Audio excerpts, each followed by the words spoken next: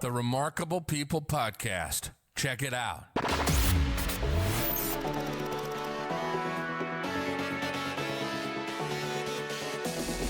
The Remarkable People Podcast. Listen, do, repeat. For life. Hello, friends. I'm David Pasqualone, and welcome to this week's remarkable episode of the Remarkable People Podcast, the Tricia Roos story. Tricia is a girls' high school volleyball coach, but not just any volleyball coach. She's one of the most winningest girls' volleyball coaches in Texas history. She's an author of not just a book, but a true life story that's helping people grow and heal through tragic loss of their child and just the pain of life. She teaches us how to live out our faith and to do it in a real and balanced way. Trish is also a coach, a consultant. She's married with 2 kids, but she's going to go through in this episode how learning as a child to deal with pain and kind of pour herself into activity, it led and bled over in a good way into her teenage years, into her college years, into her adulthood. And now she's sharing these experiences with us so you can see how she not only grew and thrived, but we can too. So at this time, get out your pen and paper, unless you're driving, get ready to take some great notes and then apply them. Because like our slogan says, don't just listen to the podcast, but do what you hear that's good. Repeat it every day so you can have a great life in this world and eternity to come. So I'm David Pasqualone. Get ready to hear Tricia's remarkable story. She even goes into goal setting and visualization and a ton more I haven't mentioned, all in this episode right now. Enjoy.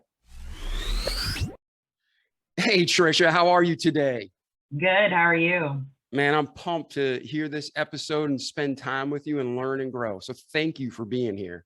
No problem. I just told our audience and our community around the world a little bit about you. Don't want to steal your thunder or ruin your amazing, remarkable story. But at this time, can you share with us, tell us about Tricia. What was your formation like? What journey did God bring you on? And then we'll come up to where you are today and where you're going. So the first half, you're helping us. And hopefully that second half, we're helping you. So do you have any questions before we start? No, I'm good to go. All right. Then thank you for being here. I'm going to mute my mic because everybody wants to hear you, not me. So Trish, please share with us your remarkable story. Sure. Well, just a little background. I was born in Dallas, Texas, and I have a little sister named April, and our parents divorced when we were pretty young. And so we spent a lot of our childhood flipping back and forth between our parents' houses. And we primarily lived with our mom. So we grew up in a little town called Pottsboro, Texas. And it was in the middle of nowhere, and as frustrating as it was to not have a grocery store within 30 minutes, the good thing about it was that in high school, you kind of got to do everything. And so I found a really true passion in middle school and high school for sports. And I even found out in my mind that I thought I might want to be a coach someday because I just enjoyed learning about the sport. And so again, being from a small town, they make you do everything. And so in high school, I played volleyball, basketball, ran track, did cross country, played tennis, and was a cheerleader. And then student council and, all the other activities, NHS. So you had a lot of free time. Yeah, exactly. I was just sitting around doing nothing. But I definitely think that taught me a lot about independence and managing my schedule. And I learned how to play a lot of sports and do a lot of different things. And so I decided to attend Baylor University for college.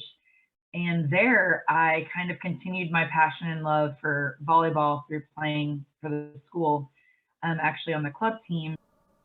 But at the same time, I actually had a friend in the dorm that just said, hey, there's a Catholic school in town and they're looking for some part-time coaches if you're looking for some extra money.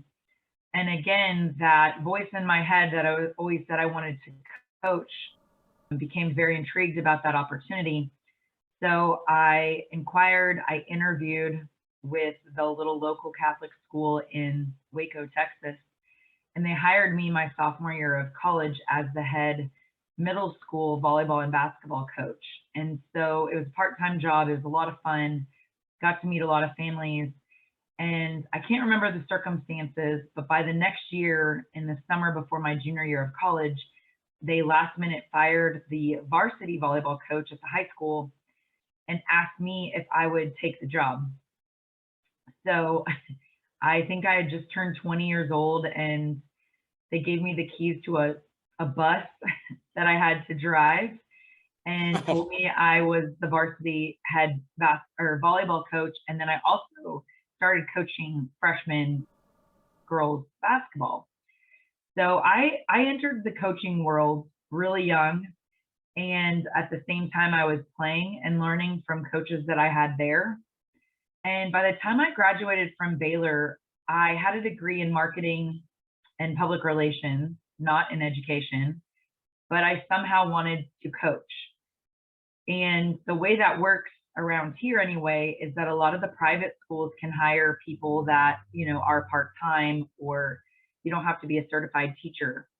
And so I spent 1 year teaching like the business elective courses in Waco along with coaching. And then my husband and I got engaged and moved to Dallas.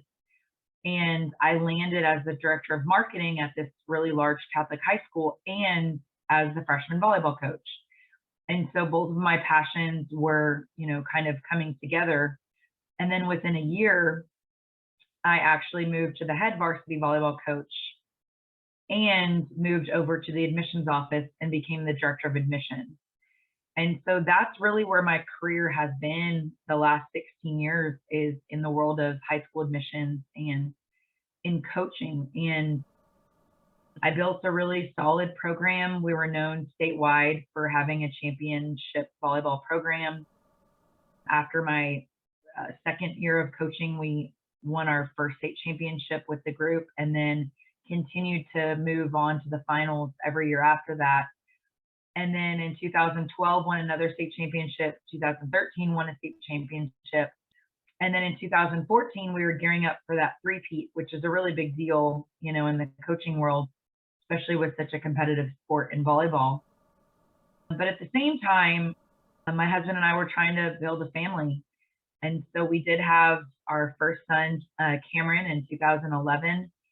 And in 2014, he started asking for a lady baby, which in his mind was a baby sister.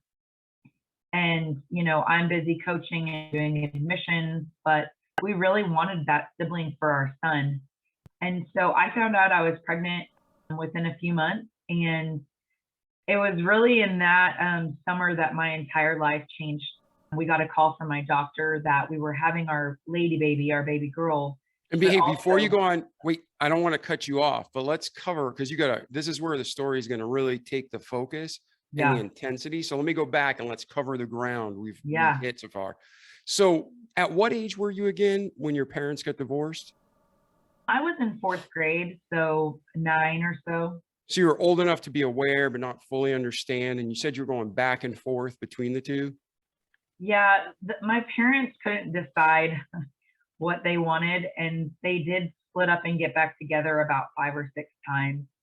And, eventually they got divorced, but it did cause my sister and I to move schools a few times and to just bounce back and forth between the parents, probably between 4th and 5th grade for me, before we finally got settled into a routine of living with our mom most of the time, and then with our dad, every other weekend.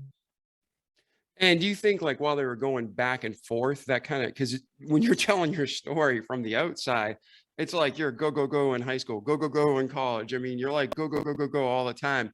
Do you think, was that just how you were wired from birth? Or is that something like you just said, hey, I got time, they're distracted, I'm going to pour myself into activities?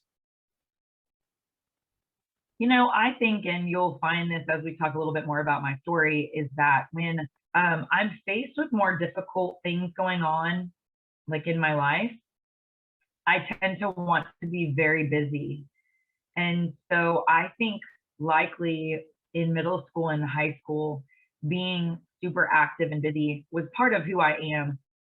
But also, it's a release from the painful things going on at home.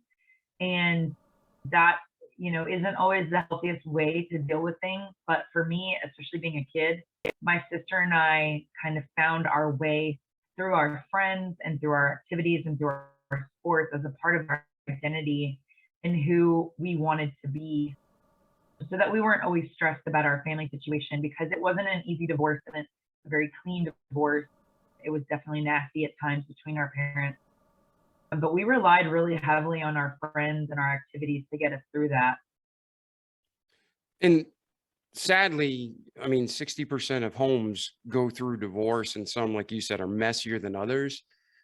Our audience is youth all the way to adulthood. Most of our audience is middle-aged, where a lot of divorces happen. So they need to be thinking about the effects on their children. So what would you give advice to the listeners if they're so young, their actual parents are going through divorce? What are some steps you'd recommend, to start healing or dealing with it? And then the next question I'll ask you is, as the parent, what are the no-nos? Like, don't do that because you're hurting your kids and your selfishness. So the first question is, as a kid, what can you do to heal? Like, it sounded a lot like you got involved in activities, you had good friends, but what are the other things these kids can do? Well, I think that it was also helpful for me to confide in friends that were like me. And again, I can relate to that again later in my story, because sometimes you just need to find somebody who you can be really honest with. And it may be a friend that doesn't have divorced parents, but is a really good listener. But for me, I think that some of my closest friends were also products of divorced families. And that was likely intentional on my part, because I wanted somebody else that understood what I was going through and what I was experiencing. And I've always been very relational, and it almost makes you feel more like you're not alone and that there's somebody else that can relate directly to what you're going through. And I do know as a kid, there was never a point in time where I reached out and told my parents I was sad or needed help dealing with. I think I tried to go through all of that by myself because I didn't know how to ask for help. And I don't know if that would have helped me or not, seeking therapy or something like that, because I never experienced it for myself. But I do think that if a kid feels extremely overwhelmed by any of life's circumstances, you have to recognize that there's a point where you can't give yourself the self-help that you need, that it needs to come from an outside source. And you need to have trusted adults in your life to go to talk to about those things. Yeah, So I that think would that's be more the kid side. all right. Now, flipping the coin to the adults, they're wrapped up in their selfishness, their sins, whatever the circumstances. Divorce isn't the children's fault, but they tend to suffer the most. So Yeah. as a teen who went through it, looking to parents right now thinking about divorce, listen to this podcast, other than, hey, work through the marriage and make it work, what Yeah. kind of stuff would you say is, hey, these are things you should not be doing because you're going to damage your kids? So the number one thing for me was that I think my parents assumed that we didn't know as much as we did. I knew a lot more, and I still remember a lot more than they think I do. And so I think that phone conversations and in-person body language and conversations will ultimately have a pretty devastating effect on your kids, because they see your actions, your behaviors, your words, and your body language and how you're acting all the time and no matter what you do. And I saw some pretty nasty behavior and actions and words from both of my parents that maybe they didn't think I heard, or maybe they didn't realize that I was overhearing, but I did. And, you can't try to get your kid to take a side. I think that's definitely not fair to kids. I don't think it's fair really for them to get involved in any of the middle of what's going on between the parents, because that's not something they should have to worry about. They should be focused on their academics and being a kid and just growing up. And so I think that parents just have to be really careful in what they say around their kids. about the spouse or the ex-spouse because they just hear more than you think. And that long term, I think, did have an effect on how I see my parents, and that took some working through as an adult to have more respect for them, you know? Yeah, absolutely. And, not all parents they're not even realizing the damage they're doing. They're not doing it intentional, but it's happening. So I think that's some great advice to really try to keep your relationship and love those kids through it. Yeah. So, okay. Now you meet your husband. You guys meet at college, work. Where did you guys meet? Yeah, we met at Baylor through a mutual friend, and our friend groups just hung out a lot, and there was a lot of mutual friends that we had, and we both came from divorced families and we're both the oldest sibling. And we were, I mean, I think we were pretty responsible college age kids, and we were both ready to be married and for adulthood, I think younger than most at our ages. And so we actually got married at 22, which I know is not as normal as it used to be. And we've been married for almost 17 years. So Congratulations. thank you. I think for both of us, we took the lessons learned from both of our family situations of what not to do, of how to be different in our marriage and to raise our kids differently. And I think we've found great success in that. I know that's not everybody's story, and sometimes behaviors repeat, generation after generation. But I think for us, we were mature enough to look at the rights and the wrongs of our parents and their marriages to figure out what we wanted in our marriage.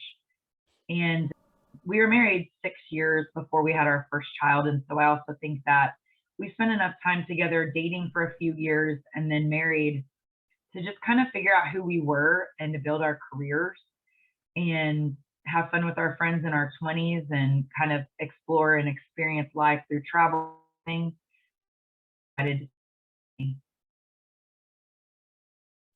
Then let's ask this question too. We all have learned behavior. So you learned from your parents, good or bad. Your husband learned how to be a husband, good or bad, from his parents. So you have two people who have flawed learned behavior. Just I do, you do, everybody does pretty much. We all have flaws. But what I'm saying is you have two people who experience divorce. So statistically now it's harder. What are a couple tips for people listening that you'd say, hey, these are things that we thought were normal and then found out together in marriage that's not normal? So what's some tips you have for married couples to have success? Yeah, well, first of all, above all things is communication. I think that, we were friends and dated and continued to be best friends. And I think our philosophy on communication is that, like, you talk about it when it happens. You don't harbor emotions. You don't, bottle it in. And then there's this harboring anger over something over time. I think we're pretty good about vocalizing if we're annoyed by something. And I think we're both just really good at compromise. Like, if he needs something that's good for him and I need something that's good for me, like, I think we listen really well and hear that out with each other. He tends to love to work outside on different projects. He does a lot of running with my brother-in-law. And, the things that he needs to, like, stay more zen, right, and centered are different than what I need. I need to talk. Our phone bill is 100% my minute. So I have my really close friends that I talk to. And as a guy, like, I don't ever see him on the phone with friends. That's, like, not his thing. But he'll go to a friend's house and they'll hang out and they'll do a project or something together. And so understanding communication between each other, and then understanding, I mean, if he wants to go hang out with a friend, or he's going this weekend to help my brother-in-law who's running a 100-mile race, I get it. He loves running. He loves helping my brother-in-law. He's done this like 6 times. It's crazy. I don't mind taking the kids for the weekend because I know that's something he really enjoys doing. And there will be weekends, like last weekend, I was gone a lot because I was coaching volleyball and he had to have the kids. And so we don't, tally like you owe me or I owe you. It's just helping each other out, compromising and communicating. I think that's some great advice. So thank you for sharing that. So now we went through chronologically your childhood, your high school, your your college years. You met your husband, you guys are married, you have a child, and then you have your second child, or you're pregnant with your second child. So pick up the story there, Trish. Yeah, so being 28 with my first pregnancy, it was perfect. It was a healthy pregnancy. Everything went really normal. He was, a big chunky baby boy. And every parent, I think, when you experience your first child, you're shocked by not sleeping and just being overwhelmed by having to care for another human. But we didn't experience any health issues or any problems at all with Cameron. He's just a really good kid. He still is. And so the idea of having another child 4 years later, we had finally started having friends that were also having children, but not very many. And the idea of any kind of miscarriages or infant loss or anything happening wrong with the pregnancy hadn't even crossed our minds. And so my doctor at 12 weeks asked us if we wanted to do a blood test to find out the gender of the child. And we immediately said yes, because we're planners and we were just excited to know. Well, it turns out that when you do that blood test to find out the gender, it also reveals other panels of information that could be things that are wrong with the child. And so when I received the call from my doctor letting us know that it was a baby girl, she had a very concerned tone to her voice. And she also let us know that our daughter tested positive for trisomy 18. So you all know trisomy. Repeat that again. Say that. What is it called? It's called trisomy 18. And the most known chromosome disorder, if you will, is Down syndrome. And that's called trisomy 21. Trisomy 18 is typically a more severe version of Down syndrome. There would be, developmental delays, but a lot of trisomy 18 babies also have heart defects, like pretty major ones, and obviously just overall health concerns and issues. And what we were told statistically is that only about 10% of those pregnancies will make it full term. Now, those statistics can be skewed because a lot of people choose abortion as opposed to continuing the pregnancy, but it has also contributed to a lot of stillbirths because the baby is not healthy or functioning well in the womb. And so when we found out this diagnosis from our OB, she immediately referred us to a specialist. We met with that specialist the next day. So all of this was happening within a 24-hour period of receiving this news.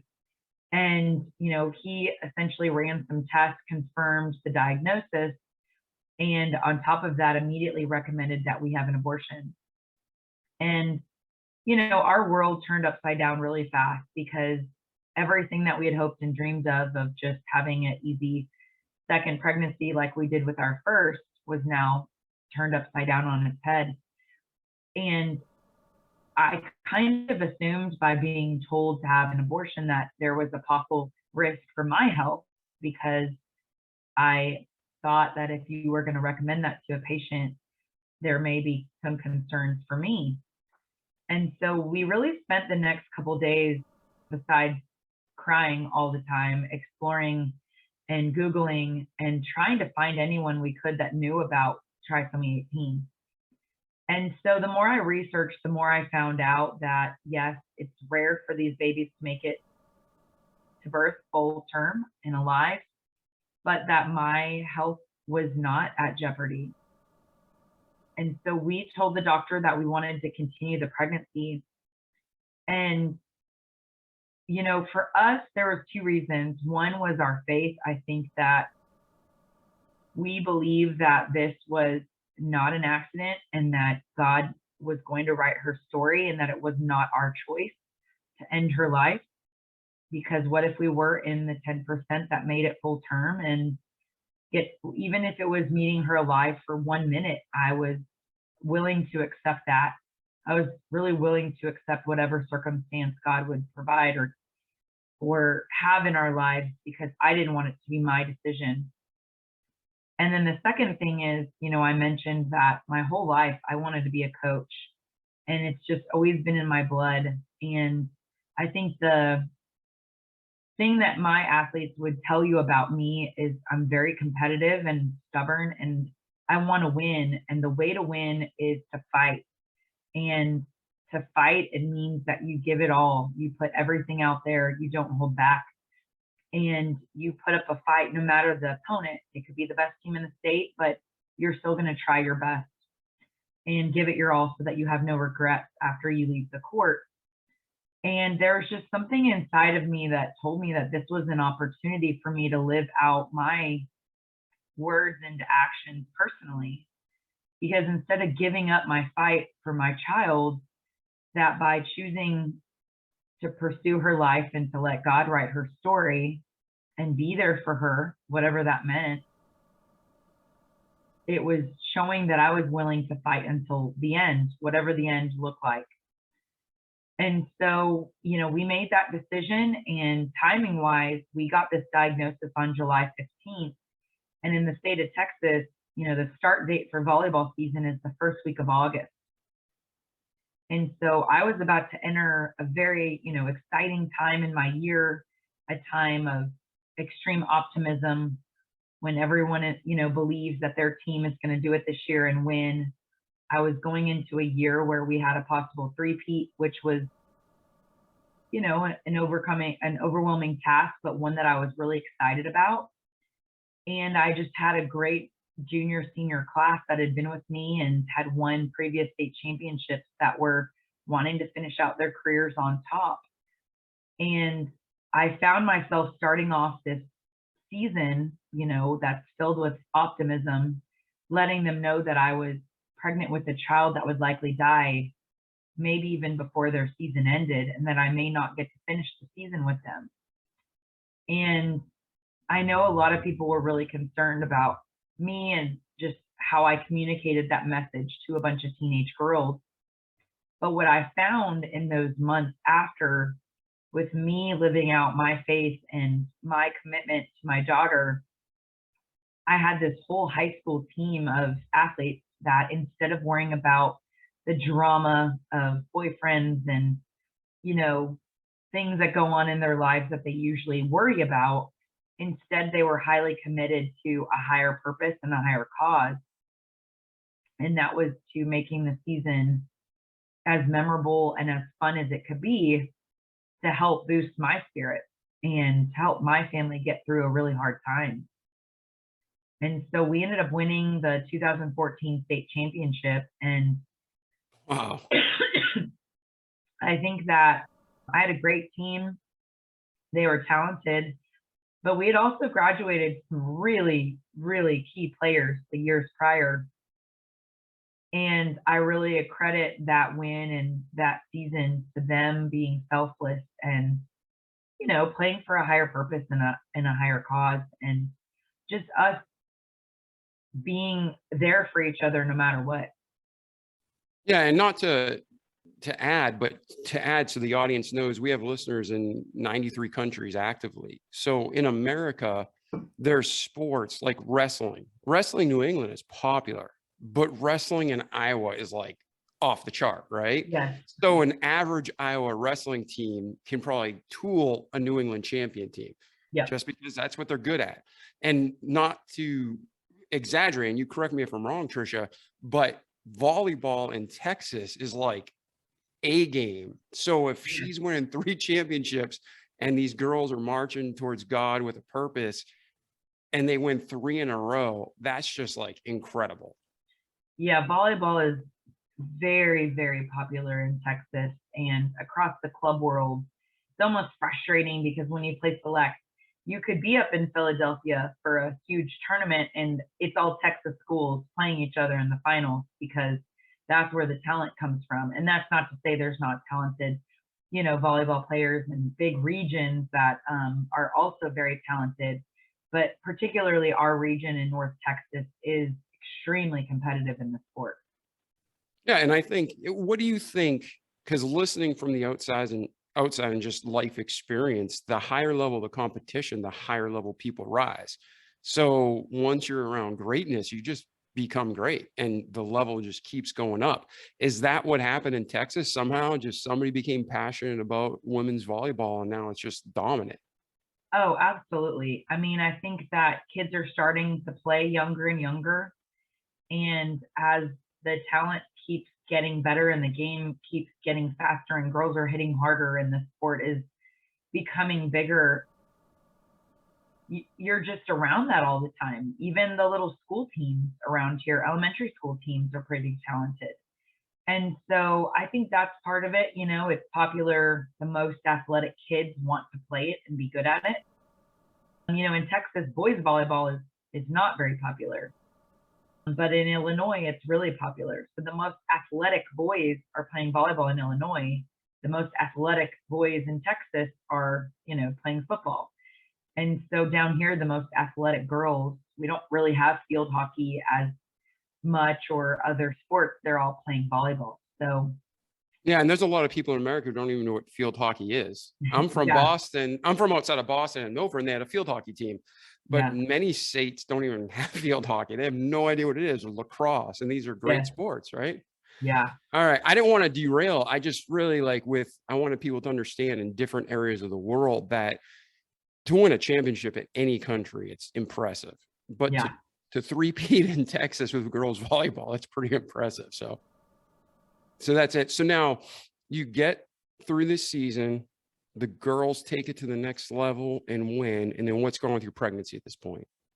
So at that point, I was getting into the third trimester where it just became increasingly more likely that she wasn't going to make it too long. And I was very blessed that I did make it through the volleyball season and she was still there. But, you know, the frequency of my doctor's appointments were increasing. And I ended up having her December 29th, which, you know, was about a month and a week after volleyball season ended. And timing wise, that really gave me that time to focus on the pregnancy. And I think I allowed to be for a really long time from the possible scenarios and from the possible pain. But at some point, you know, when you have something big coming up in your life, you've got to think, you've got to plan, you've got to work through the different scenarios. And I had to work through a lot of scenarios. I had to work through, what if she dies tomorrow? What if she lives 1 minute? What if she lives 1 hour? What if she lives a day? What if she lives a week, a month? What will her disabilities look like? What are we as parents and as believers, like, how far do you take it medically? You know, would we allow her to be on a ventilator, or what are we okay with? And so much of that you do have to discuss with your doctor in the hospital, because they want to know, in that situation, what are you expecting us to do for you and for your child? But it was a lot of prayer. It was a lot of just heartache and anticipation. But I think because I had that downtime, as hard as it was, every day was painful to get through. When it was time to have her, we had to do a scheduled C-section to have a chance of having her alive because of the stress on her heart. I was ready. I mean, I was focused. I had done my visualization. I had kind of practiced all the things that I had learned through coaching into my pregnancy. And we found out about halfway through the pregnancy that she had a 2-chamber heart. So for everybody that's taken freshman biology, you know that you're supposed to have 4 chambers, not 2. So that was already going to be something that was a challenge for her to be able to breathe. So of course, with the anticipation of the birth, and this was going to be, if she was born alive, the first live trisomy 18 birth that the doctors and nurses at our hospital that we were working with had ever experienced. It was kind of a big occasion. And so the room was full. There was a lot of people just ready and on hand to figure out what we would need to do for this child. And she didn't breathe for about the first 4 minutes. And I was being warned that she would likely not make it. And then all of a sudden we heard this little lion cub cry, and she was breathing. And so they immediately got her to me, and they worked really hard to just stitch me back together and get me to a room where my entire family was to meet her, because we anticipated that her life would be very, very short. I'm talking minutes or an hour because of her heart. And so I was able to introduce her to my family, my parents, my sister, our son, Cameron. But then she kept going. You know, everybody knowing that I was, a very stubborn coach that was a fighter that always wanted to win and find a way. I don't think anyone doubted that I would, have a daughter that was the same way. And with every nursing group that we would have in a 12-hour span, they would cry at the end of the shift of like, oh, this has been such a blessing to meet this child. And, we're going to miss her. And assuming, that she was about to die and that they wouldn't see her again, only to come back a day or two later and she was still there. And so I believe that, we were given this amazing opportunity to be her parents, that we were given a child who defied odds and surprised doctors' expectations, and really just went against everything that they were taught in medical school, to prove that there's a larger picture and a larger point, that we can't determine the life or the meaning of a human being, that it's God's role to do that. And after, 4.5 days or whatever in the hospital, they sent us home because our time was up. And she did end up passing away at home, going into her 7th day. And although, you can look at that and say, oh, your baby died and she didn't live, and this is extremely tragic and sad, which of course I was devastated and it was really hard for me to get through. I think that now that it's been 7 years, I can just look back on that time in my life and be like, man, what a miracle and what an amazing testimony and an opportunity to see something happen that wasn't supposed to happen, because we made a choice to just fight for her life and allow God to write her story. And, that since then sparked me to write a book and to do public speaking, and honestly to change my entire trajectory of my life because of our story and what happened with our daughter, Annabelle. And I think that all of us have those turning points in our lives. We have obstacles that we have to go through. And when you look back on those times, those are really the times that define who you are as a human and who you become. And I think for me, that was a really big turning point in my life for how I approach situations and circumstances now than I did prior to her life and prior to 2014. Well, if you don't mind me asking, there's so much in that story, and I know you wrote a book so people can learn more, especially people who may be going through this, how to not just hear your story, but to have that strength, learn what you've done and how you guys were able to do it. And it'll never be easy, and there's no formula, but you went through it successfully, and you can help them with tips. So definitely I'll put a link in the show notes to your book. But for parents right now who are listening, or family members, someone we love, or we're having a child that the doctors say aren't going to make it, what kind of tips would you give them to cope and to prepare? Like for you, what kind of tips, if you were to give like 3 top tips that helped you and your husband, what would those be? Sure. Well, one thing, with infant loss, with miscarriage, I mean, all of us are going to know somebody going through it, whether they make that public or not.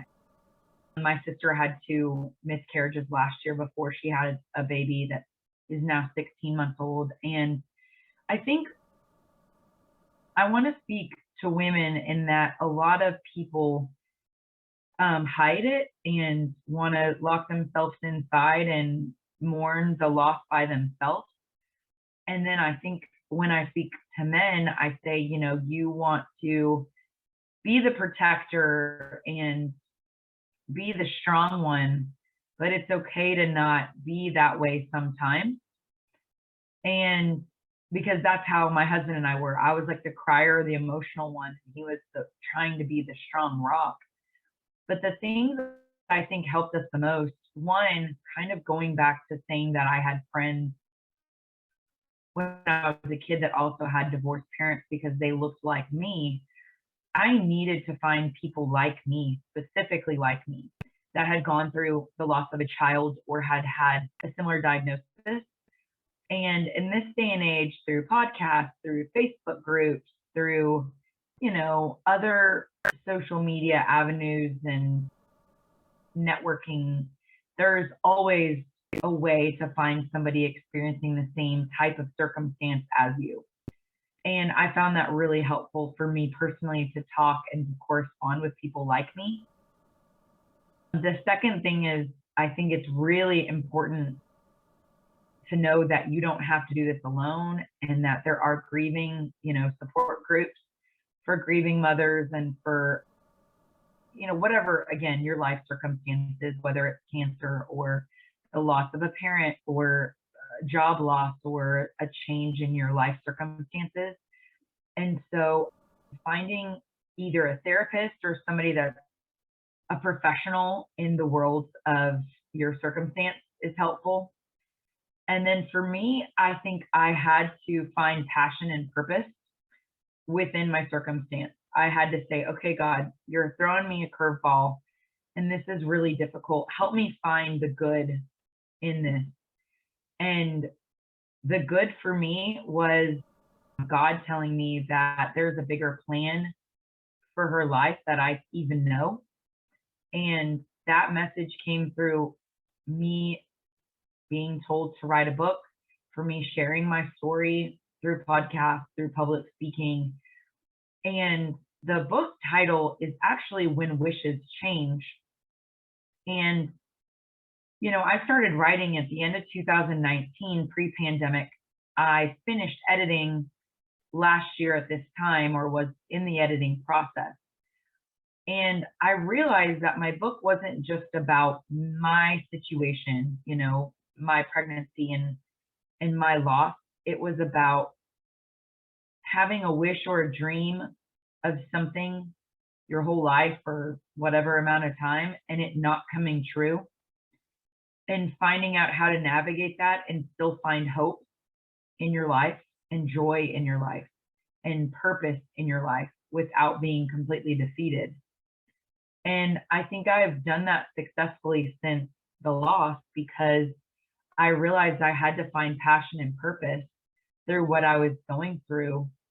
And when I found that passion and purpose to help others, to write, to share my experience, I found healing through that. And so, like I said, the book, you'll hear the story I summarized, but also much more. But I think the book can be read by anybody because we've all experienced an enormous amount of change over the past 2 years. And it's really about navigating change and allowing our wishes to change as our lives change. So after you got to be with Annabelle, and that literally was a miracle, and you got those days with her, what was like life after that? And then how did you kind of pick up and move forward? And I know we jumped to the book, and that was a great tool to help you heal, but the daily practical getting back on your feet, what did that look like for you? So, back to the whole story with my parents being divorced and kind of staying away from home, sometimes living in sports and activities. I did the same thing in my adult life when this happened. So, of course, since I had had a full-term pregnancy, I was given maternity leave. I was also given a bereavement time for having a loss. And then I'd worked at the school for, at that point, a decade. So I had a lot of vacation time. I was given a lot of time off to heal from this, but I chose not to. I think about 2 weeks after the funeral, when I still had significant pain from a C-section, I was back in my office at my desk. And I would not recommend that for everyone. However, I have been asked this question, would you do that again if you went back and you know what you know? And I say yes, just because that's what I needed at the time. I wasn't ready to face all the stages of grief. I didn't feel like it was right to just sit in my house by myself without a child on maternity leave. And because I'm a person of relationships and community, I needed people and I needed normalcy and I needed a routine. And all I knew was my routine of working, being at my desk by 7:30, answering my emails, getting back into my work, seeing my students and my team on a daily basis.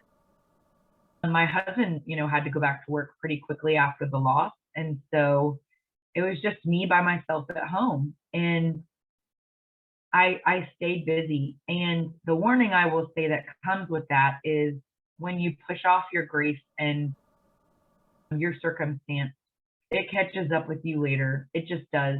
It always does. And so I was more or less faced with waves of grief throughout the last 7 years. And I had to deal with the different stages that came at me and the different emotions that came at me along the way. But that's part of grieving anyway, is dealing with it over time. And then last year, I ended up leaving my job because, again, it just felt uncomfortable. I didn't think that's where I needed to be.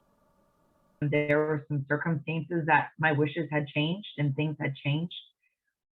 And so I found my book title being thrown in my face, like, hey, Tricia, when wishes change, like, figure something out that's going to make you happy and not so depressed and such high anxiety. And so I kind of relived this experience of loss and change in the last year, different than losing a child, but similar in a lot of ways when I, left my job. And so I use this phrase a lot, when wishes change, when I'm talking to a friend that's dealing with something they didn't plan on or a change. Because if you wallow in those emotions and the sadness and stay so fixated on the past and what you didn't get and the wish that didn't come true, you're missing out on the opportunity that God has for you. That's even bigger, greater than you could have imagined. Because what's come out of my life in the last 7 years, bigger and better than imagined. Yet I lost a child and I had to go through a really hard time. Like, that seems counterintuitive, but that's what it's been like. Now, what is God's role in all this? Because a lot of people, they're like, oh, if there's a God, why would he allow bad things to happen? Or why would he cause bad things? And as a Christian, I know that's not true. And that's not true. And they've just listened to you. So for our listeners who aren't yet Christians, explain to them how God's not causing harm. He might allow it, but it's only for benefit of everyone long term. Yeah. But he never causes harm. So explain your relationship with God and how he got you through it. Yeah. Well, one thing that is really in the book a lot are my emotions and my interactions with God. I wanted it to be really vulnerable for people to understand that just because you're a Christian doesn't mean that life is easy. It doesn't mean that you're always like happy and joyful and thankful to God, because in real life, you don't understand everything that comes your way.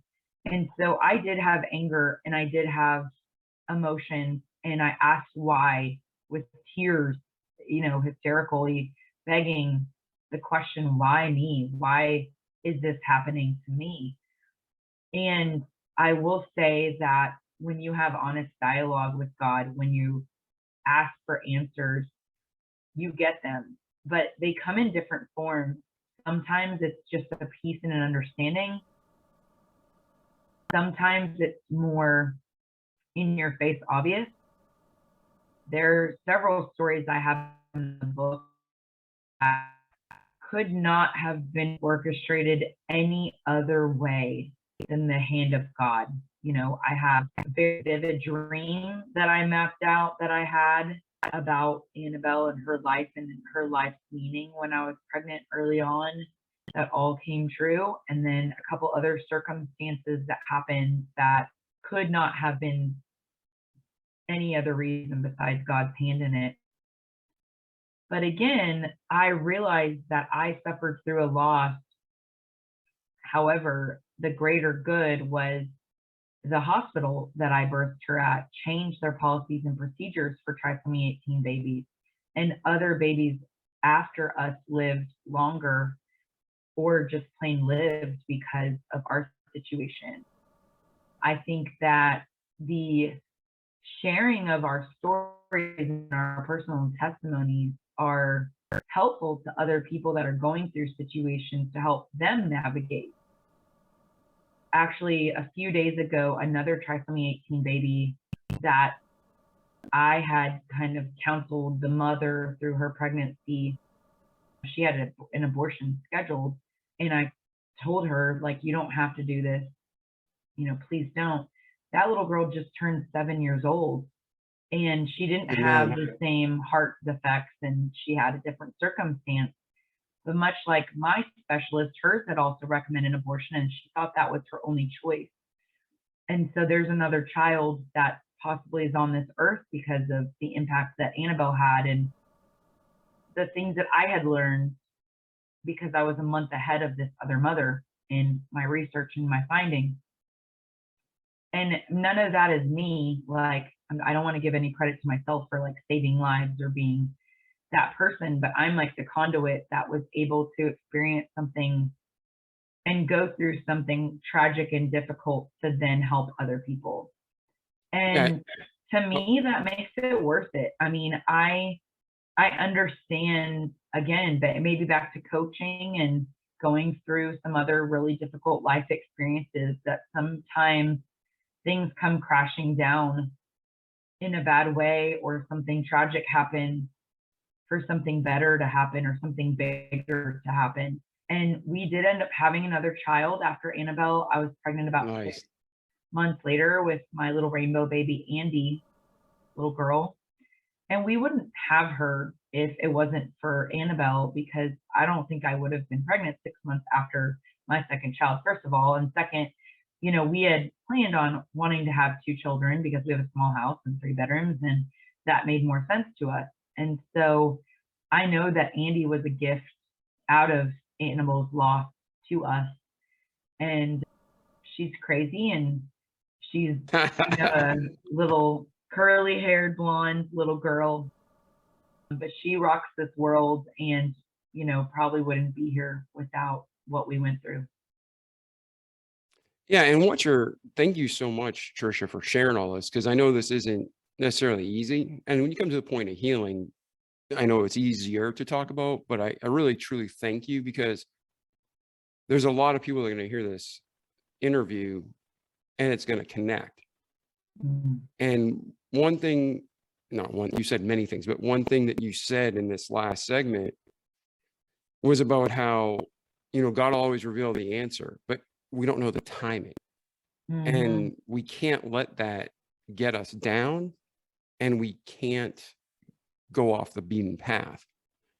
And I don't want to give anybody listening false hope. If you're like Tricia right now, and your doctor has been giving you a diagnosis that your child's going to be sick or die and you should get an abortion, they're doctors. And sadly, they're programmed by the insurance companies to take certain actions. That doesn't mean they're always right. Sometimes they are, but not always. I have a personal friend. I have actually a couple of friends who were told, their parents were told, this child is going to be severely, is going to have issues and die. It's going to mentally, one of my friends, they just said, your son's going to be mentally retarded, kill him. Don't go through that kind of pain. He's perfect. He went through, through life. He's married, he has kids. He's a preacher out in Oregon, Tim Tebow. There's so many stories that if you just ask, these doctors are not God. Now, grant, they have gifts and they have tools, and they're usually in it for your best interest, but not all the time. So like Tricia said, the friend, Tricia went through this incredible pain to help this woman. And now she has a daughter who's 7 years old. And that's something that no doctor would have predicted. Mm-hmm. So, I mean, I don't want to add too much, but is there anything else on that topic you want to add, Tricia? No, you're right. I mean, and you know what I would say is, I still don't have all the answers, right? I don't know why everything happened the way it did, and we can say that about all of our circumstances in life, right? Not just the loss of my child, but just the way things go down sometimes can hurt us and bruise us and cause pain. But if it's meant to teach us a bigger lesson and to grow the next time we're in a circumstance similar, then it has more purpose. And, I think about raising my own children and like, yes, I have to, if my daughter tries to just run across the street without looking both ways, I mean, I may pull her arm off to get her back, on the safe side of the street. And that may cause pain and that might be really terrible and she may be in a cast. But if it lets her know that you look both ways and it prevents her from getting hit by a car, that pain was worth it. And I think a lot about that with parenting and just with, seeing how others parent and learning about parenting. So many people, it's just, they want to be their friend and they don't want to hurt their feelings. But sometimes we have to have those painful conversations, or our kids, have to experience things for themselves to learn life lessons. And that's the same thing as adults too. I mean, we have to go through hard times so that we can learn and that we can grow. And and I think it's all in your outlook. Like if you see things not going your way and you're just constantly mad about it and depressed about it, instead of looking for the opportunity or the upside of it, it's going to be a tough life, because I think every day we can find something that doesn't go our way or something that doesn't make us happy. But as long as you can see some opportunity in bad circumstances, it will allow you to grow in the future. Oh, I think that's incredibly well said. So now you have a son and a daughter. You've written a book. You're growing and you're healing. Did we miss anything from today back? Is there anything that we missed that you want to talk about before we get to where Tricia is today and where you're heading? Yeah, no, I mean, I think that the last life change was really when the book was coming together and I knew that I had a calling to do some public speaking and to just get this message out in the world. Everything that I knew before, that routine of having a job and showing up at the same time every day and doing the same thing for 16 years, I left. And I had to learn kind of a different way of when wishes change, because in the situation with Annabelle, I know that I did everything I could. And, I can look on that situation now and be like, man, I'm really like proud to be her mom and have gone through everything that I did. Some things with the situation of leaving my job last year were messy and did not go well. And so I can say I have a situation to where I still don't get it and I still don't know why certain people acted the way they did and treated me the way that they did. And it wasn't perfect, but it was to get me on a better path for myself, and I think that I can say it's been 7 years since the loss of my daughter, and I've learned so much in those 7 years. That may be a similar case with leaving my job, right? And and I think that this last 6 months has been a huge time of learning and growth. And it's almost like I was reliving a lot of the lessons learned 7 years ago, but in a new and different way. And so I would have called that last year like a pretty big valley and a pretty painful time of leaving a community I'd been in love with for a really long time. And there were some really great people that were like family to me, but it was time to move on and it was time to do something new. So I'm glad to be where I am, but it's taken a lot to be here now. Yeah, and I'm glad you're here, and I know our audience is. So where we know where you're at, we know where you've been. Where are you heading? How can we help you get there? Yeah, well, so my main callings are kind of interesting. So I really believe in the message of the book. I also know that the attention span of people has gone down. And so I hired this amazing editor and we worked this thing down from probably 65,000 words to 40,000. And that ends up being about a 150-page book. And everybody that's read it has literally read it in like a day or two, like very fast, and so they couldn't put it down. And I think it's because sometimes we need to hear things in different ways to learn life lessons and to get us through circumstances. And a lot of people don't have time to read a big novel that's, 400 pages. And with the message of When Wishes Change, I feel like between the book and then speaking, I love speaking to churches. I love speaking to high school kids, college kids, because as we know, that's when so many of our dreams and wishes are really starting to take form. But also, as we know, as adults, they don't all come true. And that really and then I think it's an important message healthcare industry to understand, even if you're not Christian, that like the patient, you need to respect patients and their wishes for like us not having an abortion, and compassion and care for your patients that are going through their wishes changing.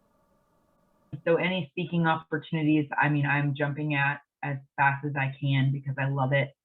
And then I am in the consulting world. And so my nerdy admissions side of me that worked as the director of admissions for 16 years loves educational consulting. And I love helping schools that are struggling with their branding and their messaging and their marketing and their admissions to support them and help them grow, because I loved doing that as a professional and know that world really, really well. So that's like my other job. And then I'm still doing volleyball. I love coaching so much. And so I have kind of a part-time job as a director of coaching at a local club. And I do a lot of private lessons. That's where I really get to train kids one-on-one and help out with weekly practices. And I get to coach coaches. So I get to take, new young coaches that are so excited about starting in this new role and help them and mold them to become the best they can be for their team and to be the best version of themselves. And so I'm kind of all over the place, but I'm speaking and I'm still, doing publicity for the book and consulting and doing volleyball, and all of those make me really happy. That's amazing. That's awesome. So if there's a school out there that wants to get a hold of you, or maybe another coach that wants to pick your brain and do some one-on-one coaching through Zoom or anything out there that you do, what's the best way for people to reach you? Well, my website is triciaroos.com, and you can also get there through whenwisheschange.com. But I have a speaker page, I have an author page, I have a consulting page, and I have a contact page. And one thing I want to note about that specifically is that under the author page, our story was actually made into a documentary, and I had kind of like a little film crew with me from the beginning of my pregnancy all the way post-pregnancy. And so the documentary is there. There's like a 2-minute video of my team winning the state championship, that championship game. And then a couple other little sneak peek videos. And, of course, I'd love for this to be a movie someday, because I think it has the faith element, the sports element, and just selflessness and love, which we need more of in this world. But I think that's kind of, I love those like based on a true story books and shows, because I immediately go to the website and like, oh my gosh, I can't believe this really happened. And I love the behind the scenes stuff. And Yeah, so I agree with you completely. Why deal with fiction? There's nothing wrong with fiction, but to me, it's like there's so much great reality. Why deal with fiction? Yeah, and so it was a little bit unique in that everything, I can truly tell you everything I wrote was true, because I have it documented, and I went through hundreds of hours of interviews and footage to make sure that everything I was writing was true and accurate. And so if you're the kind of behind the scenes kind of person, I think it's really fun to go to the website and watch some of those videos. Wow. Well, thank you so much, Tricia, for being here today. And before we wrap up this episode, is there anything of any sort that you want to talk about, you want to state, or just convey to our listeners before we go today? Yeah, I think whatever you're going through right now, so important to let your wishes change. I mean, you need to have your dreams and your goals. I mean, in my planner today, I spent an hour in the morning setting my goals and my wishes for February, because it's the last day of the month right now as we're speaking. But it doesn't mean they're all going to come true perfectly. It doesn't mean that every goal I have is going to be accomplished, and that's okay. So I'm not saying, don't wish big wishes and big dreams, but as you navigate life and all of its circumstances and changes, let your wishes change. And when something bad happens in your life, try to find higher purpose and meaning for that so that you can see the good that can come out of your circumstance. And if you don't mind, I want to talk about one more thing before you go about what you just discussed. Not to give you a fat head or toot your own horn, but you're one of the most winningest coaches in Texas, correct? Yes. Okay. You mentioned goal setting and visualization. Yeah. I'm a strong believer in that, and I can show people how it lines up with the Bible. If you take anything too far, crazy or crazy, here's balance, right? Yeah. But goal setting and visualization is biblical. Give us a quick summary, help people understand just the basic definition. What is goal setting? What is visualization? And obviously it works in your life. So give us an example of how you apply that each day. Yeah, absolutely. So I think that because of my coaching background and coaching for over 20 years, I started realizing that the more specific we could get with our goals, the better chance we had of accomplishing them, because you really have to, instead of just saying, I want to win a state championship, I had to have my kids say, well, how are we going to get there, right? The steps that we have to take. So then you have to break it down. And so, for example, in like a volleyball season over 3 months, we would have our preseason goals. And then at the end of preseason, we'd look at those, review them, and go into our district season. Then we would do it again. And then we would look at the postseason. And then as we got closer and closer to the big moments, our big games, we practiced group visualization where we would literally lay in a room with the lights off, and we would go through the entire game for the next day in our head with, good things happening, bad things happening, crazy chaotic scenarios and scenarios that were in complete control so that they could navigate those situations. And for any sports fanatics, a lot that changed in me was when I read this book called The Mind Gym. And there's a chapter in there about visualization where they talked about how the great Nolan Ryan, a Texas Rangers pitcher, used to go through the batting lineup in his head the night before a game or the day before a game and imagine each pitch that he would pitch that particular batter.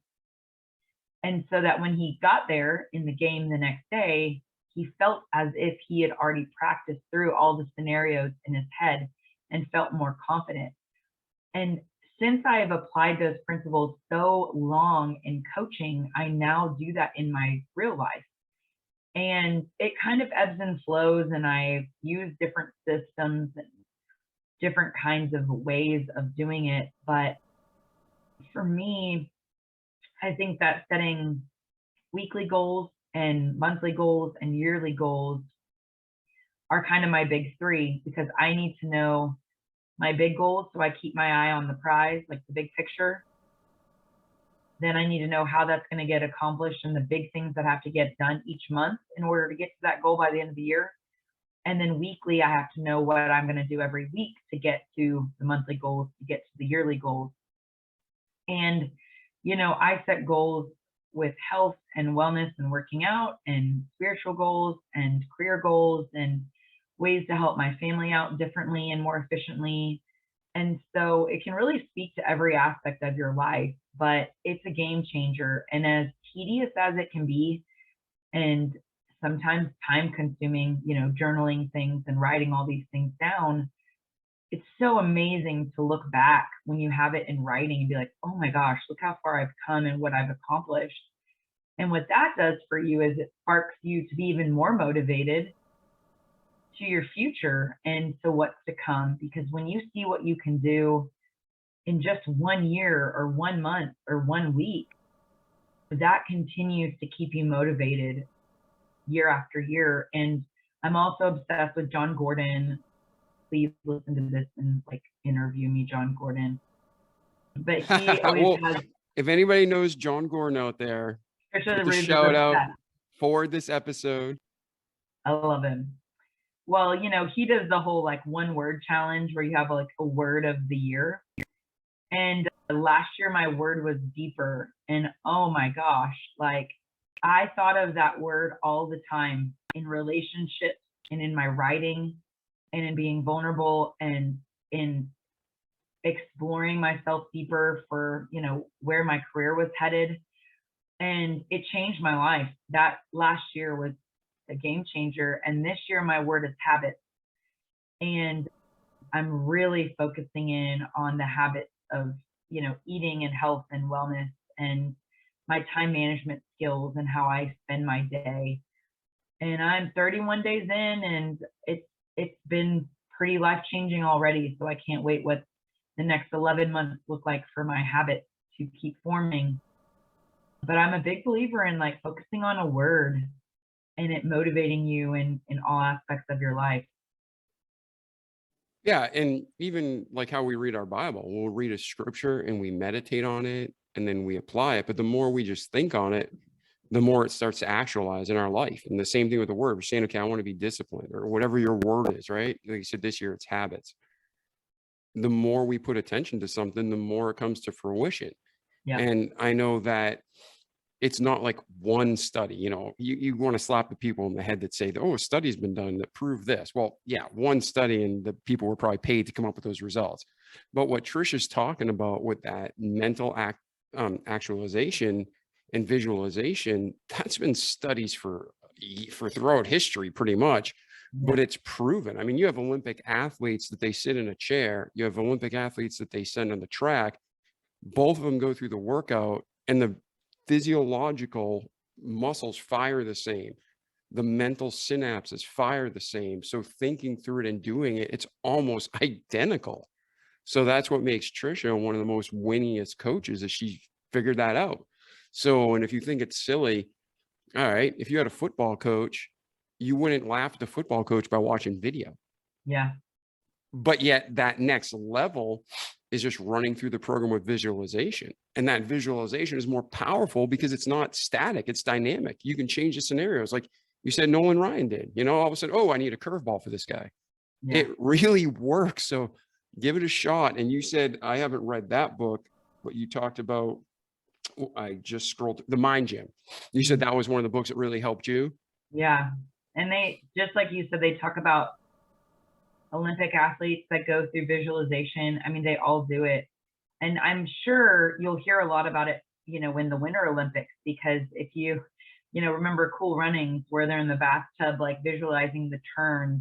When you think about skiing and when you think about sports where like you're just turning on a dime and it's so fast, they have gone through that route in their minds in the Mind Gym, probably more than they've done it physically, because your mind is such a powerful tool to use for your development. And like I said, I mean, I learned it through sports. That's where it originally came from. But when I learned that it was applicable through the birth of my child and through navigating really difficult circumstances in my life, and even my 5-year-olds or my 10-year-olds, I've had them do exercises in visualization to better understand, you know, maybe a situation that they're in. I've watched it work in all different scenarios. So it's really powerful. Yeah, and I agree completely. So if you, we have other episodes, you know, Newsome, we got episodes that people talk about this all over the place because high-level achievers apply it just like Tricia. So Tricia, thank you so much for being here today. Thank you for being on the podcast. Put all the links we discussed in the show notes. If there's anything else that you want to convey to our listeners, man, by all means do so. And if not, I just wanted to say thank you for being here today and sharing your remarkable story. I loved it. Thanks for having me. Oh, that's it. So I'm David Pasqualone. This is Tricia Roos, and we love you. We only want to see you succeed.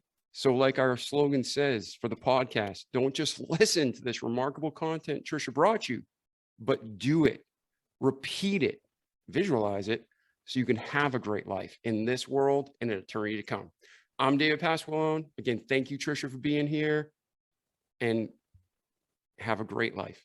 Ciao. The Remarkable People Podcast. Check it out.